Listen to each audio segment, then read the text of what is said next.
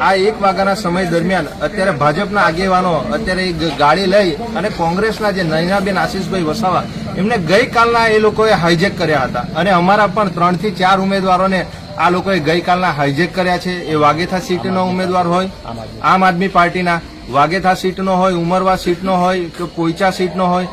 ભારતીય જનતા પાર્ટીએ જો ખરેખર 30 થી 35 વર્ષથી જો કામગીરી સારી કરી હોય તો પછી તમે આ ઉમેદવારોને ડરાવવા ધમકાવવાના અને આ લોભામણી જે જાહેરાતો આપી એમને કિડનેપ કરવાનો સિલસિલો તમે ક્યારથી ચાલુ કર્યો છે?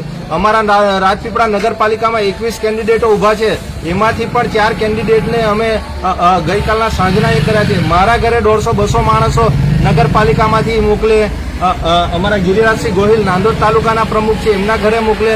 તો આ રાજનીતિ કઈ તરફ જઈ રહી છે? અત્યારે ઘણા બધા અમારા કેન્ડિડેટના ઘરે પોલીસ શોધખોળ કરે છે।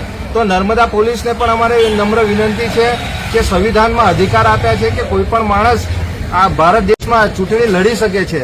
તો અત્યારે જો ભારતીય જનતા પાર્ટી ખરેખર અહીંયા ગાડી બોખલાઈ ગયેલી છે એટલા માટે આ સિલસિલો એમણે ચાલુ કર્યો છે। તો ભારતીય જનતા પાર્ટીના આગેવાન શ્રીઓને પણ કહેવા માંગે છે, જો ખરેખર જો તમે વિકાસના કામો કર્યા છે તો તમે ડરાવા ધમકાવાના અને આવી રીતે કોઈ કેન્ડિડેટને ઉચકી જવાના આ બધા તમારા એ તાઇફાઓ બધા બંધ કરો। તમારે લડવું હોય તો સામી છાતીએ આપણે ઉમેદવારોએ ઉમેદવારી કરી છે, એ લોકોને શાંતિપૂર્ણ લડવા દો। સામે અત્યારે કોંગ્રેસમાં શું થઈ રહ્યું છે? અત્યારે શું જોયું તમે? અત્યારે 5 મિનિટ પહેલા જ અહીંયા ગાડી મામલતદાર ઓફિસે મોડું બાંધીને નયનાબેન આશીષભાઈ વસાવા જેઓ ઉમરવા તાલુકા પંચાયત સીટના ઉમેદવાર છે કોંગ્રેસમાંથી, તો તેમને પણ ભારતીય જનતા પાર્ટીના 4-5 આગેવાનો એમને ગાડીમાં લઈને આવ્યા।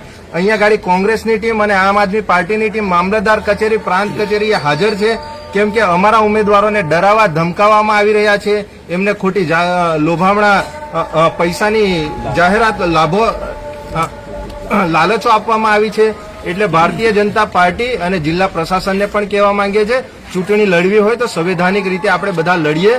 હાર જીત તો થવાની જ છે, એ સમય બતાવશે। તમે ખરેખર 30-35 વર્ષમાં કામગીરી